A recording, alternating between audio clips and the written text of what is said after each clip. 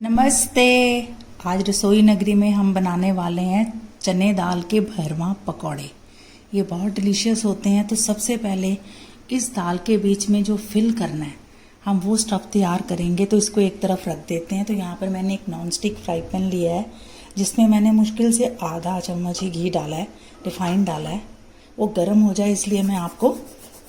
तो सबसे पहले उसके बीच में हमने डालनी है अजवाइन।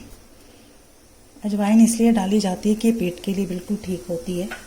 और इसके अलावा इसके बीच में मैं डालने वाली हूँ ये छोटी सी कटोरी यानी कि एक मुट्ठी कसूरी मेथी, जिसे मैं अच्छी तरह से अपने हाथों के साथ से कर लूँगी। अभी इसमें और कुछ नहीं डालना। और साथ ही हम डालेंगे एक बॉल पालक, जिसको मैंने 3 से 4 घंटे पहले अच्छी तरह से धोकर सुखा लिया था, क्योंकि ये ड्राई होना चाहिए, गीला नहीं होना चाहिए। पानी होगा तो प्रॉब्लम आएगी उसको अंदर भरने, जब उसकी फिलिंग को हम भरेंगे। तो इसको हम अच्छी तरह से ज़रा हिला लेते हैं।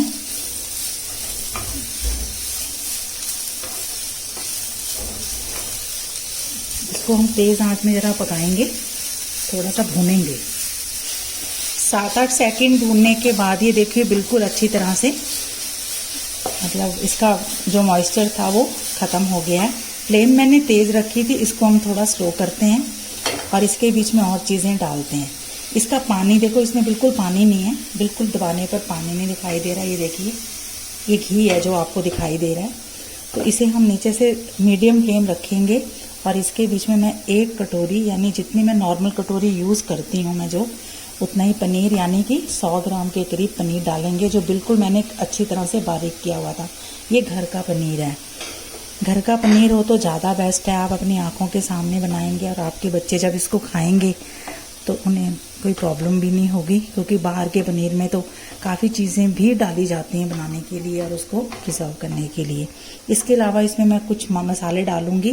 वैसे तो ये मसाले बाद में डालते हैं, लेकिन हम इसे पहले डाल देंगे क्योंकि पालक सूखा ही हुआ है। तो ये है कच्चा जीरा 1 चम्मच, आधा चम्मच हल्दी, आधा चम्मच धनिया और आधा चम्मच काली मिर्च, आधा चम्मच देगी मिर्च और नमक। नमक हमने सब चीज़ें अपने स्वादानुसार आप डाल सकते हैं, लेकिन ये राइट क्वांटिटी है। अब इसको हमने बिल्कुल ड्राई करना है, यानी कि बिल्कुल इसको सुखाना है। बहुत ज़्यादा तो हमने इसको नहीं पकाना, लेकिन अब हम थोड़ी तेज़ कर लेते हैं फ्लेम। सारा मटेरियल डालने के बाद पास ही खड़े होकर हम 2 से 3 मिनट इसको पकाएंगे और अगला प्रोसेस शुरू करेंगे। तो ये तकरीबन तैयार ही है, बस इसको 1-2 मिनट पकाऊंगी। फिर उसके बाद इसमें सब कुछ डल चुका है, तो उसके बाद मैं इसको एक बॉल में शिफ्ट करके अगला प्रोसेस हम शुरू करेंगे। ये पालक और पनीर की भुर्जी, इसमें मसाले डाल के मैंने इसको ठंडा कर लिया था। इसको मैं ऐसे दबाकर इसलिए दिखा रही हूँ कि इसमें पानी बिल्कुल नहीं है, बिल्कुल पानी और ऑयललेस बनानी है ये। अब इसको हम एक तरफ रख देते हैं। अब यहाँ पर मैंने एक मीडियम जार लिया है। ये देखिए मैंने 1 कटोरी दाल उतने पानी में भिगोई थी कि ये जिसमें अच्छी तरह भीग जाए। उसका जो बचा हुआ पानी है उसे आप किसी भी दाल सब्जी में यूज़ कर सकते हैं, वेस्ट मत करें। इस दाल को मैं इस मिक्सचर में डाल दूंगी। ये दाल 1 कटोरी थी, थोड़ी सी एक आध करछी ज़्यादा भी हो जाए तो कोई फ़र्क पड़ने वाला नहीं है। और इसमें हम डालेंगे कद्दूकश किया हुआ 2 से 3 चम्मच अदरक, 3 हरी मिर्चें और 4 से 5 बड़ी कुलियाँ लहसुन की। इन सबको हमने बिल्कुल पेस्ट बनाना है इसका। तो इसको हम ग्राइंड करेंगे बिना पानी के।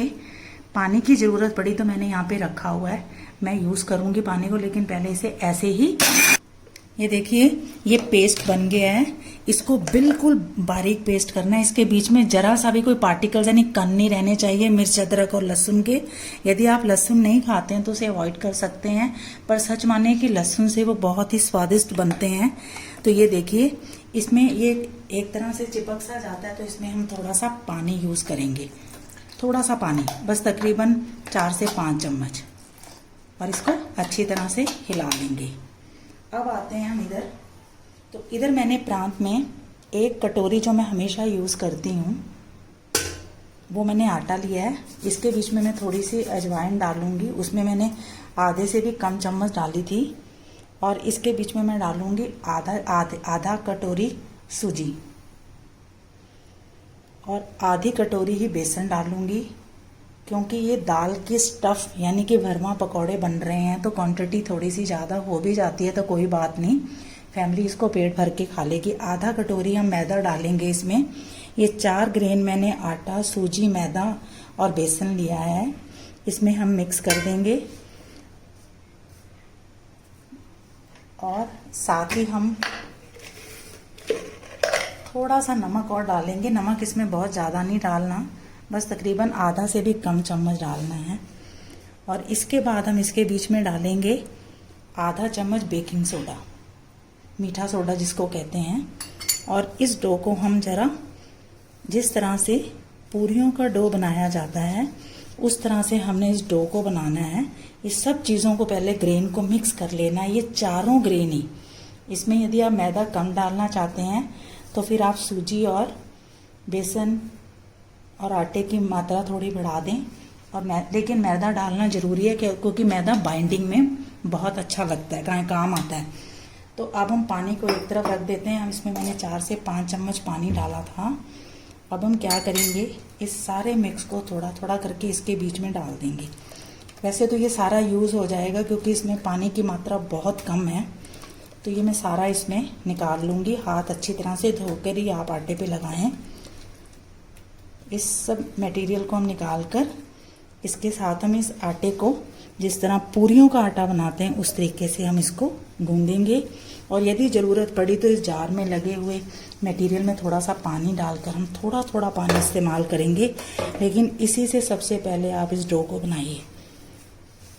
और इस डो को बनाने के बाद हमने इसको 5 से 7 मिनट के लिए रेस्ट देना है ताकि ये पूरी तरह से चीज़ें आपस में मिक्स हो जाएं और हमें पता लग जाए कि आटे की कंसिस्टेंसी क्या है।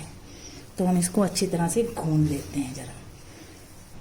ये देखिए मैंने इस दाल के आटे को जिसमें काफ़ी कुछ मिक्स किया था, लहसुन, अदरक और इसमें आप पुदीने की पत्तियां मिक्स कर सकते हैं, धनिया, लेकिन वो बिल्कुल ग्राइंडेड होना चाहिए। मतलब उसमें ज़रा सा भी इतने पार्टिकल्स नहीं होने चाहिए, तभी ये डो अच्छा बनेगा। ये देखिए डो कितना शानदार बना है। कहीं पर भी आपको पता लग रहा है कि इसमें इतनी सारी चीज़ें मिक्स की गई हैं। ये मिक्स भी हमने अच्छी तरह से रख लिया था जो कि बिल्कुल वाटरलेस है। यहाँ पर मैंने एक ट्रे को थोड़ा सा इस तरह से ऑयल लगा के रख दिया है। और ये देखिए हाथों में आपने इस तरह से घी लगाना है और इस आटे को इस तरह से आपने करके, पानी नहीं लगाना है क्योंकि ये ऑयल का काम है, उससे आपके ऊपर छींटे आ सकते हैं। इस तरह से हम इसको जिस तरह रोटी का हम वो बनाते हैं इस तरह से हम बनाएंगे। इसको साइडों से पतला कर लीजिए, वो तो आप कोई फ़र्क नहीं पड़ता इससे। और इसके बीच में ये वाला मटेरियल, मैं यहाँ ये कहना चाहूँगी कि इस मटेरियल को आप छालनी में भी रख सकते हैं क्योंकि अक्सर पनीर दोनों ही पानी छोड़ते हैं। तो इसको हमने इस तरह से ये भरना है। ये मेरे हाथों में लग गया, आप एक टॉवल रख लीजिए और साथ के साथ साफ करते रहिए। ये देखिए इसमें आराम से ये पकौड़े बन जाएंगे। वैसे तो इनको इस तरह से प्रेस किया जाता है, इसको टिक्की पकौड़ा कहते हैं, लेकिन मैं इसको थोड़ा सा हल्का से ही करूँगी इस तरह से। और इसको हम यहाँ पे रखते जाएंगे। ये ऑयली होना चाहिए, नहीं तो ये चिपकने का डर होता है।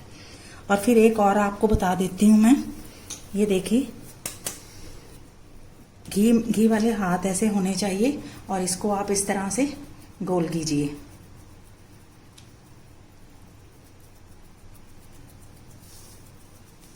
और इसके बीच में इस मटेरियल को जितना दबा के इसमें आता है भरिए, बस ये टूटना नहीं चाहिए पेड़ा। इस तरह से इसको अच्छी तरह से बंद कर दीजिए। आटा बड़ी इजीली बंद हो जाएगा यदि आप इसको अच्छी तरह से बनाएंगे, स्मूथ करेंगे। तो इसको अच्छी तरह से सील करना है, पैक करके इस तरह से करिए और इसको हल्का सा प्रेस करना जिस तरह पेड़ा बन जाता है। और इसे हम यहाँ रख देते हैं। इसी तरह हम सारे के सारे गोल पकौड़े बनाकर यहाँ पर रखते हैं। फिर इसको कैसे फ्राई करना है वो मैं आपको बताऊंगी। पेड़ा आप थोड़ा बहुत बड़ा ना लें, पतला बस ज़रूर कर लें गोल करके, तो हम आगे सारे बना लेते हैं। ये देखिए मैंने इसको सारा फिलिंग कर ली है। ये इस तरह से मैंने गोल बना लिए। जब आप फिलिंग करते हैं तो स्पून यूज कीजिए और इसको चाहे तो गोल रहने दीजिए, चाहे जैसे कचौरी बनाते हुए हल्का, लेकिन उसमें किसी तरह की आगे अंदर दबाने दबूने की जरूरत नहीं है। तो इसको हम आहिस्ता आहिस्ता ऑयल के बीच में छोड़ेंगे। जो फ्लेम है वो बहुत स्लो टू मीडियम होनी चाहिए पहले स्टार्टिंग में, ताकि ये जले नहीं। हमने इस जो डो है उसको अच्छी तरह पकाना है। बेशक दाल भीगी हुई है लेकिन कच्ची है, तो इसमें जितने आएंगे हम उतने इसके बीच में डाल देंगे और पकने पर ये थोड़े अलग हो जाएंगे अपने आप। इसको इस तरह से भी आप हिलाते रहें, क्योंकि दाल है तो थोड़ी झाग तो आएगी भी।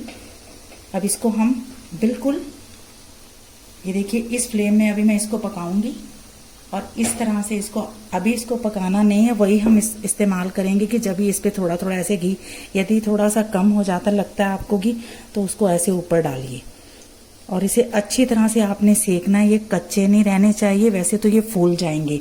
और इनको पलटा पलटा कर हम गोल्डन ब्राउन करेंगे और उसके बाद हम इसको, मैं आपको सर्व करके दिखाऊंगी। इसको बनने का टाइम है 5 से 10 मिनट लगाइए, क्योंकि हमने इसको स्लो टू मीडियम ही पकाना है। फ्लेम को हाई नहीं करना है। हाई फ्लेम कब करनी है वो मैं आपको तब बताऊंगी जब ये बन जाएंगे। तो ये देखिए ये फूलने शुरू हो गए हैं, साथ ही जैसे डाले थे इसको, ये देखिए ये इस तरह से फूल जाते हैं। ये देखिए अब इसको मैं इस तरह से पलटा दूंगी, क्योंकि इसमें मल्टीग्रेन है तो इजीली पक जाते हैं। वो ग्रेन है जो बहुत जल्दी हजम हो जाते हैं। यदि आपको मैदा पसंद नहीं है तो आप मैदा डालें जरूर, लेकिन 3 से 4 चम्मच कर दें, बाकी के ग्रेन की क्वांटिटी बढ़ा दें। तो इसको अभी हम गोल्डन ब्राउन हो, ये मैंने जल्दी पलटा दिए थे आपको दिखाने के लिए। इसको गोल्डन ब्राउन होने तक हमने पकाना है। ये देखिए ये गोल्डन ब्राउन हो गए हैं। जो इसमें 2 थे वो 2 मैंने बाद में डाले थे, वो अभी पक रहे हैं। तो मैं आपको दिखाती हूँ। ये देखिए ये पूरी तरह से, वैसे इसको दाल कचौरी पकौड़ा कहते हैं। इसके बीच में जो स्टफिंग है वो पनीर और पालक की हुई है। ये अक्सर बहुत टफ काम होता है, इसलिए थोड़ा सा दिमाग लगाना है आपने कि वो ड्राई रखनी चीज़ें, पानी बिल्कुल यूज़ नहीं करना। तो ये बनकर तैयार है।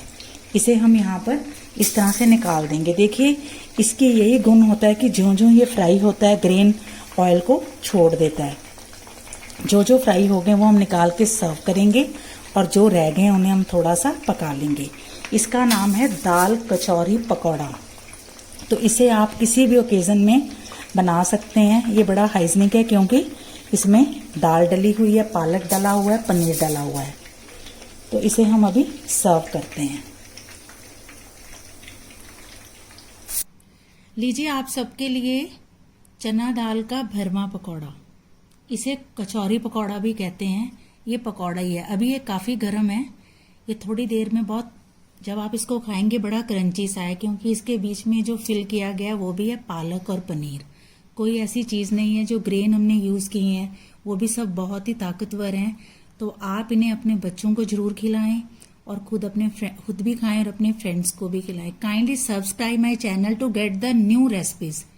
तभी मैं, जब आप कोऑपरेट करेंगे तभी मैं आपके लिए बहुत अच्छी अच्छी रेसिपीज पेश करूंगी। तो फिर मिलते हैं एक नई रेसिपी के साथ। तब तक आप इन कचौरी पकौड़ों को एंजॉय करें। Thanks for watching.